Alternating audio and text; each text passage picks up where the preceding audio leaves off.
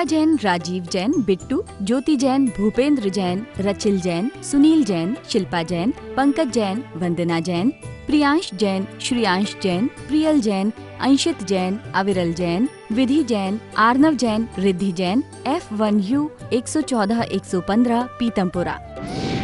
Shri Arun Jain, Shrimati Rekha Jain, DU 28 Pitampura.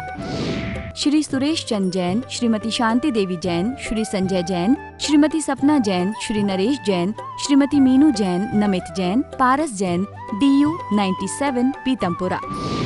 Shri Rajesh Jain चावल वाले, श्रीमती पुष्पा जैन, श्री अनुज जैन, श्रीमती तमन्ना जैन, श्री अमन Jain, Shrimati Megha Jain, FD 29 Pitampura. Shrimati Birma देवी जैन, धर्मपत्नी स्वर्गीय Shri Lalchand Jain, Shri Sunil Jain, Shrimati Kusum Jain, Shri Saurabh Jain, Shrimati Sonal Jain, Shri Mayank Jain, Shrimati Divya Jain, master Vihan Jain, baby Maysha Jain, DU 43 Pitampura. Shri Hemchand Jain परिवार, Shri Pradeep Jain, Shrimati Ruma Jain, Shri Rajat Jain, Shrimati Anshu Jain, master Hridyansh Jain, FU 8 Pitampura. Shri Anil Kumar Jain, Shrimati Rekha Jain, Shri Kartik Jain, Shri Kunal Jain, F1U 137 Pitampura. Shri Santosh Jain, Shri Sanjay Jain, Shrimati Kavita Jain, कुमारी श्रावी जैन, श्री रजत जैन, DU 49 पीतमपुरा। श्री प्रकाश चंद जैन, श्रीमती चंद्रकांता जैन, श्री पंकज जैन, श्रीमती नीलम जैन, श्री सुशांत जैन, श्री दिव्यांश जैन, CU 76 पीतमपुरा। जय श्री ओम नमः सिद्धेभ्यः, जय श्री महावीराय नमः, जय श्री प्राचार्य गुरुवे नमः, जय श्री उमा स्वामी गुरुवे नमः, जय श्री शांति सागर गुरुवे नमः, जय श्री विद्यानंद गुरुवे नमः। मोक्ष मार्गस्य नेतारं वेत्तारं कर्म भूभृतां ज्ञातारं विश्वतत्त्वानां वन्दे तद्गुणलब्धये। मंगलम भगवान वीरो मंगलम गौतमो गणी मंगलम कुंद कुंदार्यो जैन धर्मोस्तु मंगलम। महानुभाव, तत्वार सूत्र परम मांगलिक ग्रंथ है, आत्म कल्याणकारी परोपकारी यह ग्रंथ है। आचार्य कुंद कुंद के पट्ट शिष्य आचार्य उमा स्वामी द्वारा यह विक्रम की प्रथम शताब्दी में लिखा गया है। इसकी शैली सूत्रात्मक है और इसकी जो भाषा है वो संस्कृत है। 10 अध्याय इसमें बटे हुए हैं और 7 तत्वों का जिसमें वर्णन है। हम सभी लोग प्रथम अध्याय पढ़ रहे थे। सम्यक दर्शन और सम्यक ज्ञान की चर्चा चल रही थी। सम्यक ज्ञान में 5 ज्ञानों की विषयभूत वस्तुओं के बारे में यहाँ चर्चा हुई थी।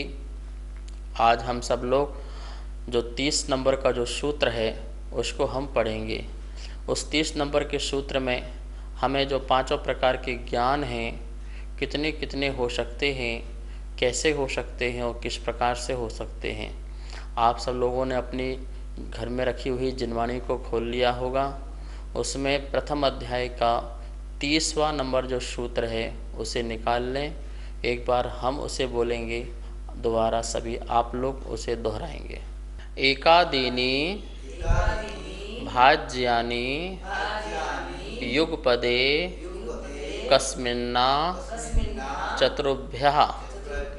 एकादीनी भाज्यानि युगपदे कस्मिन्ना चतुर्भ्यः। इस प्रकार से यह सूत्र का उच्चारण किया। अब हम सभी लोग बोर्ड के माध्यम से इस सूत्र का संधि विच्छेद करते हुए इसके अर्थ को समझते हैं।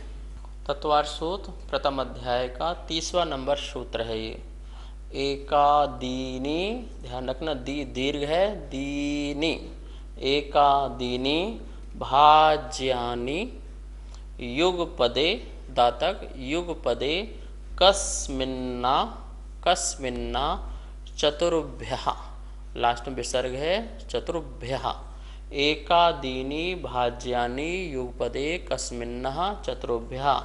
देखिए एकादीनि की संधि कैसे होगी, एक आदीनि, एक आदीनि, और युगपदे की युगपत दा का ता हो जाएगा तो उससे निकलेगा युगपत ए निकलेगा, एकस्मिन, युगपद एकस्मिन आ चतुर्भ्यः, क्या निकलेगा उससे, बड़ा आ निकलेगा, और बड़ा आ निकल करके चतुर्भ्यः, आ चतुर्भ्यः। इस प्रकार से सूत्र की संधि हुई। अब देखिए क्या बोल रहे हैं इस सूत्र में, एकादीनि, एक को आदि लेकर के, एक को आदि लेकर, किसकी बात चल रही है यहाँ पर, सम्यक ज्ञान की बात चल रही है। 5 प्रकार के जो ज्ञान पढ़े थे अपन ने, मति ज्ञान, श्रुत ज्ञान, अवधि ज्ञान, मनापरय ज्ञान और केवल ज्ञान, ये 5 ज्ञान पढ़े थे ना।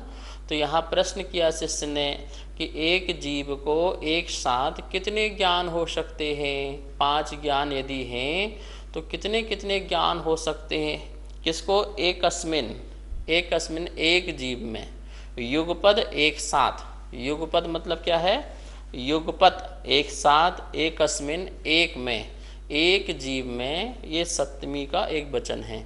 तो युगपद एक साथ एक जीव में कितने ज्ञान हो सकते हैं, तो एकादीनि भाज्यानि, बोले एक को आदि करके भाज्यानि विभाग करना चाहिए, भंग बनाना चाहिए, किसको आदि करके, एक को आदि करके, मतलब एक ज्ञान, फिर 2 ज्ञान और 3 ज्ञान, कितने ज्ञान तक, आ चतुर्भ्यः, क्या लिखा हुआ है, आ चतुर्भ्यः। ये बड़ा जो आ है वो किसके लिए होता है, पर्यंत के लिए, जैसे आमरण तो मरण पर्यंत के लिए, इसी प्रकार आजीवन तो जीवन पर्यंत के लिए, ऐसे आ चतुर्भ्या, चतुर्भ्य मतलब 4, 4 तक, 4 पर्यंत तक लेना है, 4 तक। तो इस प्रकार से आमरण मरण तक, आजीवन जीवन तक, इसी प्रकार आ चतुर्भ्या 4 तक, तो 4 तक भाज्यानि भाजन करना चाहिए, विभाग करना चाहिए, भंग बनाना चाहिए, मतलब 1 का भंग सिंगल, फिर 2 का, फिर 3 का और फिर 4 का।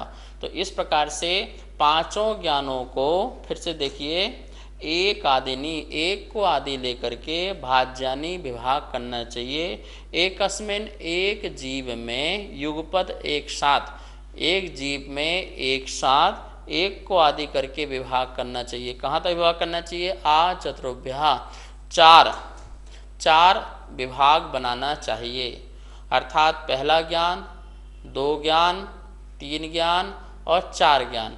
अब वो कौन कौन से ज्ञान होते हैं अपन उसे समझते हैं।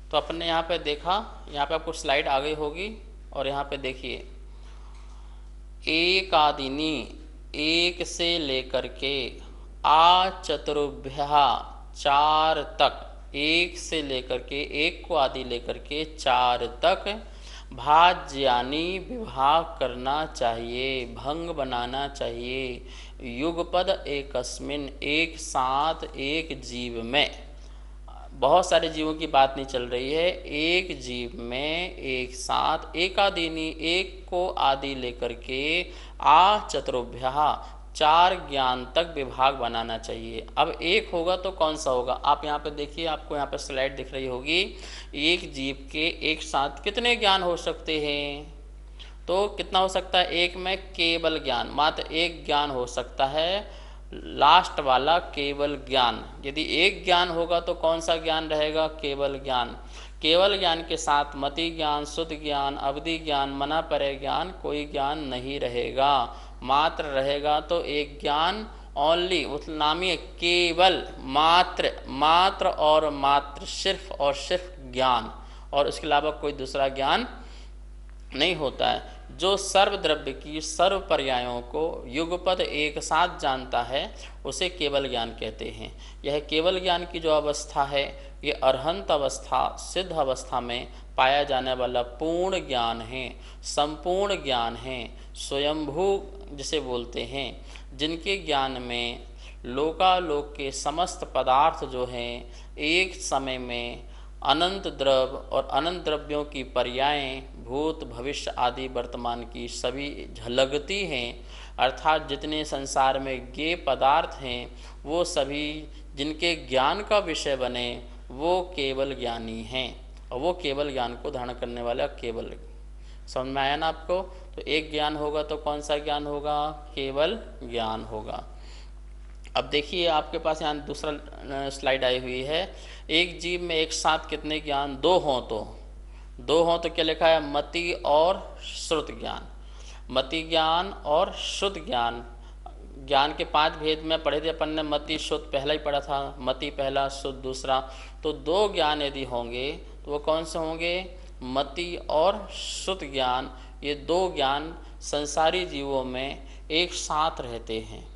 कोई भी ऐसा जीव नहीं है जिसको मति ज्ञान और शुद्ध ज्ञान ना हो। संसार अवस्था में सभी जीवों को 2 ज्ञान तो होते ही होते हैं। कौन कौन सा? मति ज्ञान और शुद्ध ज्ञान। इंद्रिय और मन की सहायता से जो ज्ञान होता है उसे मति ज्ञान कहते हैं, और उसको जो विशेष चिंतन मंथन मनन करने की जो शक्ति होती है उसे शुद्ध ज्ञान कहते हैं। तो मति ज्ञान पूर्वक जाना हुआ पदार्थ को और विशेष रूप से विचारना, उसके डीप में जाना, समझना, उसे शुद्ध ज्ञान। तो एक जीव में ये 2 ज्ञान जो हैं, मति ज्ञान और शुद्ध ज्ञान, ठीक है ना? एक होगा तो केवल ज्ञान, 2 ज्ञान किसी जीव का होगा तो वो मति और शुद्ध ज्ञान होगा। अब यहाँ पे देखिए 3 ज्ञान हैं तो कौन कौन से होंगे? तो 3 ज्ञान में मति श्रुत अवधि, इसमें 2 ऑप्शन हैं, मति श्रुत और अवधि। ये 3 ज्ञान चारों गति के जीवों को हो सकता है। मति ज्ञान शुद्ध ज्ञान के साथ साथ एक अवधि ज्ञान जो चारों गति में संगी पंचेंद्रीय पर्याप्तक जीव हों उनके लिए अवधि ज्ञान भी हो सकता है। देव को भी, नारकी को भी, मनुष्य को भी और त्रियंच को भी। इस प्रकार से ये 3 ज्ञान। एक ऑप्शन और है, यदि अवधि ना हो तो मनः परय ज्ञान भी हो सकता है। मति श्रुत और मनः परय ज्ञान। कोई मुनिराज हैं, भावलिंगी मुनिराज हैं, वर्धमान संयम वाले हैं, उत्तम चारित्र के संपन्न हैं, 7 रिद्धियों में से किसी को एक रिद्धि की प्राप्ति हो और जिनका मनः परय ज्ञान मन कर्म का क्षयोपशम हो, तो ऐसे महामुनिराज के लिए मति श्रुत और मनः परय ज्ञान, ये 3 ज्ञान भी हो सकते हैं। तो 2 ऑप्शन है 3 ज्ञान में, पहला मति श्रुत और अवधि, दूसरा ऑप्शन है मति श्रुत मनः परय ज्ञान। इस प्रकार से 3 ज्ञान हो तो ये वाले ज्ञान एक जीव में एक साथ युगपद हो सकते हैं। चौथा ज्ञान लिखा है एक जीव के एक साथ कितने ज्ञान में? तो 4 ज्ञान में क्या क्या लिखा है? मति श्रुत अवधि और मनः परय ज्ञान। एक साथ 4 ज्ञान हो सकते हैं। मति ज्ञान भी साथ में हो, शुद्ध ज्ञान भी साथ में हो, अवधि ज्ञान भी साथ में हो और मनः परय ज्ञान साथ में हो। तो नियम से ये भावलिंगी महामुनि राज्य के लिए होगा, क्योंकि मनः परय ज्ञान साथ में है। तो मनः परय ज्ञान साथ में है तो नियम से वर्धमान चारित्र वालों जीव को ही होगा। तो इस प्रकार से ये 4 ज्ञान कैसे हैं? ये 4 ज्ञान एक जीव में एक साथ हो सकते हैं, ठीक है ना? फिर से 1 हुआ तो केवल ज्ञान, 2 हुआ तो मति और श्रुत ज्ञान, 3 हुआ तो मति श्रुत अवधि अथवा मति श्रुत मनः परय ज्ञान, और 4 हुआ तो कौन सा हुआ? मति श्रुत अवधि और मनः परय ज्ञान। इस प्रकार से यहाँ पर ये ज्ञानों की अपन ने व्यवस्थाएं देखी। आचार्य श्री नमोस्तु। एक बार में एक ज्ञान हो सकता है, लेकिन 3-3, 4-4 ज्ञान कैसे हो सकते हैं? ज्ञान तो एक बार में एक बार में 2, एक बार में 3 और एक बार में ज़्यादा से ज़्यादा 4 ज्ञान तो हो सकते हैं। ज्ञान 1 हो, 2 हो, 3 हो, 4 हो, इसमें कहीं कोई परेशानी नहीं है। हाँ, ये बात अलग है कि एक बार में एक ही ज्ञान का उपयोग हो सकता है। आत्मा का जो उपयोग है वो एक साथ 2 ज्ञान में नहीं लग सकता, 3 ज्ञान में नहीं लग सकता, 4 ज्ञान में नहीं लग सकता। एक बार में एक ज्ञान में उपयोग जाता है। जैसे मति ज्ञान और शुद्ध ज्ञान 2 ज्ञान यदि किसी जीव को हैं, ये आत्मा की एक विशेष शक्ति है, जिस शक्ति के कारण क्या बोलते हैं कि 2 ज्ञान, 3 ज्ञान, 4 ज्ञान हैं। मति ज्ञानावरण, शुद्ध ज्ञानावरण का जो कर्म है उसका क्षयोपशम हुआ तो आत्मा में उपलब्धि प्रकट हुई कि मन, इंद्रिय और मन से जानने की शक्ति और विचारने की शक्ति आत्मा में प्रकट हुई। ठीक है ना। तो लेकिन एक बार में एक बार ही उपयोग चलता है। जैसे मति ज्ञान के माध्यम से जब जाना जा रहा है तो शुद्ध ज्ञान अपना काम नहीं करता, और जब शुद्ध ज्ञान से जाना जा रहा है तो मति ज्ञान अपना काम नहीं करता। ऐसी जब अवधि ज्ञान मना पर अवधि ज्ञान से जाना जाता है तो वहाँ मति शुद्ध ज्ञान अपना काम नहीं करता है, लब्धि रूप में रहता है। लब्धि रूप और उपयोग रूप 2 बात ध्यान रखना, लब्धि और उपयोग। लब्धि मतलब शक्ति, शक्ति जानने की जो शक्ति है वो लब्धि है, और उसका उपयोग जो किया जा रहा है, जो प्रवृत्ति जो हो रही है वो प्रवृत्ति जो है वो उपयोग है। तो एक बार में एक बार ही उपयोग एक विषय वस्तु में रहता है, ये बात समझ के रखना। ऐसे जब मनः परय ज्ञानी जीव हैं तो जब जिनको मनः परय ज्ञान अपना लग रहा है तो उस समय उनको यदि अवधि ज्ञान भी हो, मति शुद्ध ज्ञान भी हो, 4 ज्ञान उनके पास हों तो 3 ज्ञान लब्धि रूप होते हैं। जैसे किसी व्यक्ति को अंग्रेजी भी आती हो, हिंदी भी आती हो और संस्कृत भाषा भी आती हो, 3 भाषा आती हो, और अभी वर्तमान में वो इंग्लिश में बोल रहा हो, अंग्रेजी में बात कर रहा हो। अब आप बताइए उसे हिंदी और संस्कृत आती है या नहीं आती है? इंग्लिश बोलते समय उसको हिंदी और संस्कृत आती है या नहीं आती है? आप बोलेंगे आती है, तो अभी तो बोल नहीं रहा है। तो भैया बोल भले नहीं रहा है पर उसको संस्कृत की, हिंदी की शक्ति, जानने की शक्ति उसके पास विद्यमान है, लब्धि रूप में है, शक्ति रूप में है। उपयोग में अभी उसकी अंग्रेजी चल रही है, इंग्लिश चल रही है। ठीक है ना। तो इसी प्रकार से हमारे लब्धि में बहुत ज्ञान हो सकता है, जानने की शक्ति अनंत प्रकार की हो सकती है, लेकिन जिस समय उपयोग जिस वस्तु में लगे वो ज्ञान कार्यकारी होता है तो आत्मा के ज्ञान गुण की ही पर्याय हैं। जितनी जितनी निर्मलता बढ़ती जाती है, विशुद्धता बढ़ती जाती है, उतनी उतनी ही जानने की और शक्ति बढ़ती जाती है। हमारा जो ज्ञान उपयोग है, जो दर्शन उपयोग है, वो एक समय में एक बार ही कार्य करता है। उपयोगो लक्षणम, आचार्य उमा स्वामी स्वयं तत्वार्थ सूत्र में कहेंगे, आत्मा का जो लक्षण है, जीव का जो लक्षण है वो उपयोग है, और हमारे जो संसारी जीव हैं उनका जो उपयोग दर्शन पूर्वक ज्ञान होता है। और ज्ञान में भी एक बार में एक ही उपयोग होता है। जैसे अपन जिस समय आँख से देख रहे हैं तो कान में उपयोग नहीं है सुनने में, जिस समय कान से सुन रहे हैं तो उस समय देखने का उपयोग नहीं है। हमको लगता है कि हम एक साथ सारी इंद्रियों का कार्य कर रहे हैं, वो बहुत स्थूल पर्याय है। लेकिन जो एक समय की जो पर्याय होती है, काल की सबसे छोटी जो इकाई होती है वो समय कहलाता है, और वह एक समय का एक ही उपयोग होता है, 2-3 उपयोग नहीं होते हैं। ठीक है ना। इसी प्रकार किसी को 2 ज्ञान हैं, 3 ज्ञान हैं, 4 ज्ञान हैं, वो सबको ज्ञान हो सकते हैं, ज्ञान अनंत हो सकता है, लेकिन जब जिस समय जाने उस समय उपयोग एक होता है। नमोस्तु आचार्य श्री। क्या केवल ज्ञान में सभी छोटे मोटे ज्ञान गर्भित हो सकते हैं आचार्य श्री? केवल ज्ञान में मति श्रुत अवधि और मनः परय ज्ञान गर्वित नहीं होते हैं। क्यों नहीं होते हैं? क्योंकि वो तो 4 ज्ञान तो क्षयोस्मिक ज्ञान हैं, और केवल ज्ञान जो है वो क्षयिक ज्ञान है। लोग कहते हैं कि सूर्य के प्रकट होने पर जो तारे हैं, चंद्रमा हैं, उनका प्रकाश तो अस्तित्व रहता है ना, क्योंकि भले प्रकाश दिखाई उनका न दे चंद्रमा का और नक्षत्रों का, ग्रहों का, लेकिन उनका प्रकाश तो अभाव नहीं हो जाता है। ऐसी मति ज्ञान, शुद्ध ज्ञान, अवधि ज्ञान, मना परय ज्ञान का अस्तित्व तो रहेगा ही रहेगा ना। और सूर्य जैसे केवल ज्ञान प्रकट हो गया तो ऐसा नहीं है। ये तर्क नहीं चलता है।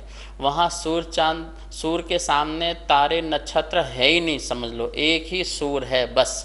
उसी सूर्य में आवरण डलने से कोई मति ज्ञान हो जा रहा था, कोई शुद्ध ज्ञान हो जा रहा था, कोई मति अवधि ज्ञान, कोई मना परे ज्ञान। अब सारे के सारे बादल छट गए तो वो सूर्य का समस्त ज्ञान प्रकट हो गया। और जब समस्त ज्ञान प्रकट हो गया तो वहाँ कोई मति ज्ञान शुद्ध ज्ञान नहीं हो सकता। क्यों नहीं हो सकता है? केवल ज्ञान तो छाय ज्ञान है और केवल ज्ञानी के पास कोई क्षयोपशम वाला ज्ञान नहीं है। क्षयोपशम वाला ज्ञान होगा तो फिर क्या होगा? इंद्रिय मन की सहायता लेना पड़ेगी ना फिर। और जबकि केवल ज्ञानियों के द्रव्य इंद्रिय तो है पर भाव इंद्रियां नहीं हैं। भाव इंद्रिय मतलब क्षयोपशम, आत्मा का कर्म का क्षय उपशम हो जाने से जो शक्ति प्रकट होती है उसे क्षयोपशम कहते हैं। वो क्षयोपशम भाव आत्मा का नहीं है, इसलिए वहाँ पर भाव इंद्रिय नहीं है। अब मति ज्ञान शुद्ध ज्ञान का यदि अस्तित्व थोड़ा भी माने, मान लो थोड़ा सा भी प्रकाश माने मति शुद्ध ज्ञान का, तो क्या होगा? केवल ज्ञानी को भी इंद्रिय और मन की सहायता लेना पड़ेगी। और इंद्रिय मन की सहायता लेने पड़ेगी तो फिर जानने की इच्छा भी प्रकट होगी। जबकि मोहिनी कर्म का क्या हो चुका है?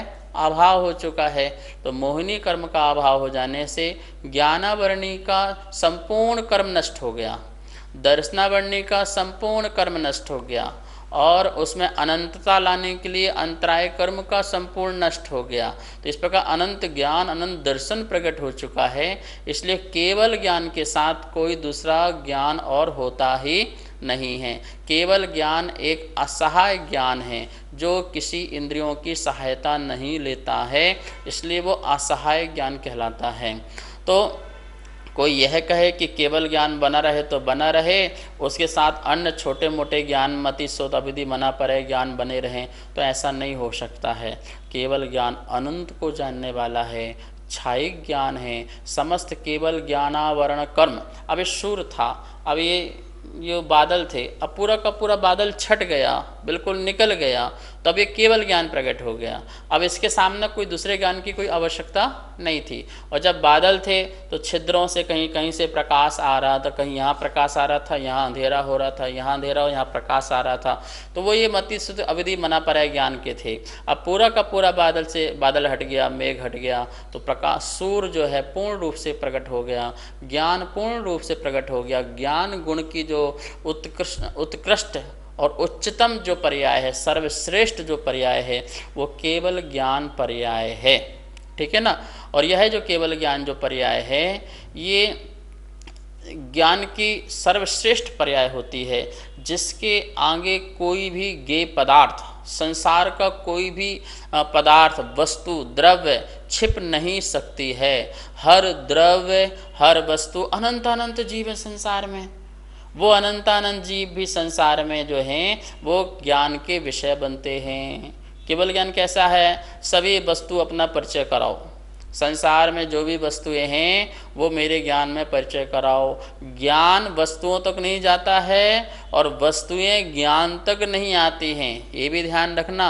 आत्मा का जो ज्ञान है किसी पदार्थ तक नहीं जाता है और कोई पदार्थ जो है वो ज्ञान तक नहीं आता है। जो जहाँ है वो वहीं रहता है। जैसे दर्पण में वस्तु झलकती है तो दर्पण अपने स्थान पर है, वस्तु अपने स्थान पर है, पर फिर भी दर्पण में प्रतिबिंबित होती है। तो केवल ज्ञानी अपने ज्ञान में रमण करते हैं, अपने ज्ञान में सौ पर प्रकाशक ज्ञान में रमण करते हैं। और वह ज्ञान में रमण होने से संसार की जितनी भी भौतिक अभौतिक वस्तुएं हैं, सत और असत वस्तुएं हैं, असत का मतलब यहाँ पर विशेष वस्तुएं हैं, सत मतलब जो अनचेंजिबल हैं, असत मतलब जो चेंजिबल हैं, क्षणभंगुर हैं, वो सभी वस्तुएं, उनकी द्रव्य, उनकी पर्यायें, अनंत पर्यायें जो हैं भगवान के ज्ञान में झलकती हैं। इस प्रकार से पांचवा ज्ञान जो है वो सर्वज्ञ ज्ञान है। कौन सा ज्ञान है? सर्वज्ञ, सर्व को जानने वाला, तो उसे कहते हैं सर्वज्ञ। अरहंत भगवान कैसे हैं? सर्वज्ञ हैं। इस सर्वज्ञता की सिद्धि नहीं हो पाएगी तो सब कुछ गलत हो जाएगा, सब कुछ गलत हो जाएगा। आचार्य कुंद देव ने प्रवचन सार नाम का एक ग्रंथ लिखा और उन्होंने उसमें ज्ञान की सिद्धि की, सर्वज्ञता की सिद्धि की है। कुंद कुंद आचार्य ने आत्मा की सिद्धि के लिए तो समय सार उन्होंने लिखा, लेकिन उन्होंने देखा कि ज्ञान की सिद्धि नहीं होगी तो फिर आत्मा की सिद्धि भी नहीं हो सकती। तो उन्होंने प्रवचन सार नाम का प्रवचन प्रकृष्ट वचन भगवान के जो ज्ञान की सिद्धि सर्वगता थी उसे उन्होंने सिद्ध किया, और इस प्रकार से वह केवल ज्ञान के सिद्ध हो जाने से संपूर्ण स्वयंभूपना भगवान का अरहंत का हमारे सामने प्रकट होता है। तो महानुभाव आप बिल्कुल ध्यान रखना, एक ज्ञान होगा तो मात्र केवल ज्ञान, उसके साथ मति श्रुत अवधि मना पर ज्ञान, चार ज्ञान बिल्कुल भी नहीं हो सकते हैं। फिर से एक ज्ञान तो केवल ज्ञान, दो हों तो मति और शुद्ध ज्ञान, तीन हों तो मति श्रुत अवधि अथवा मति श्रुत मनहा परे ज्ञान, और चार हों तो मति श्रुत अवधि और मनहा परे। ये चार प्रकार के ज्ञान जो हैं अपने आत्मा में प्रकट हो सकते हैं। आप सब लोग पुरुषार्थ कीजिए, बहुत स्वाध्याय कीजिए, अध्ययन कीजिए, जिनवाणी को खूब पढ़िए, जिससे हमें भी ऐसे ज्ञान प्रकट हों और जिससे हम अपने आत्मस्वरूप को जान सकें, अपनी भगवत्ता को पहचान सकें और मुक्ति की राह पर चल सकें। आज इतना ही। अब हम सभी लोग जिनवाणी स्तुति करेंगे। जावाणी के ज्ञान से सूझे लोकालोक, सो वाणी मस्तक धरो सदा देत हो धो। हे जिनवाणी भारती तो ही जपो दिन रेन, जो तेरा सरना धरे सो पावे सुख चैन। सभी को बहुत बहुत मंगल आशीर्वाद। सुनीत जैन, नीरज जैन, विभोर जैन, इति जैन, सर्वांग जैन, चारू जैन, गौरव जैन, दर्श जैन, अनिकांत जैन, कोकिला जैन, कनिका जैन, गौरव जैन, अर्घ्य जैन, नितिका जैन, मयूर जैन, पर्व जैन, अदिति जैन, सामवेद, तिलका देवी जैन, मनोज जैन, उषा जैन, सुनीत जैन, नीरज जैन, अनिकांत जैन, कोकिला जैन, राजीव जैन, वंदना जैन, राजीव जैन, वंदना जैन, वरुण जैन, पूजा जैन, वाणी जैन, श्रीमती कमलेश जैन, धर्मपत्नी स्वर्गीय श्री श्रीपाल जैन, परिवार QU 149C पीतमपुरा दिल्ली, श्रीमती आशा जैन, धर्मपत्नी श्री सुखमाल चंद जैन, चावल वाले, श्री रवि जैन, श्रीमती डिम्पल जैन, श्री अमित जैन, श्रीमती मीतू जैन, श्रेय जैन, अर्पित जैन, कनिका जैन, आदित्य जैन, FU 71 पीतमपुरा दिल्ली, श्रीमती केला जैन, श्री जगदीश राय जैन, श्रीमती उषा जैन, श्री कुलभूषण जैन, श्रीमती प्रीति जैन, श्री संजय जैन, मोनाल जैन, हाद्विक जैन, साक्षी जैन, DU 5 पीतमपुरा दिल्ली, श्री संजय जैन, श्रीमती रचना जैन, श्री सक्षम जैन, श्री उत्कृष्ट जैन, श्री दीपक जैन, श्रीमती स्वाति जैन, उन्नति जैन, आगम जैन, F1U1 पीतमपुरा, श्री अजय कुमार जैन, श्रीमती सुमन जैन, श्री अभिषेक जैन, श्रीमती दिव्या जैन, मास्टर लवित जैन, BU 101 पीतमपुरा।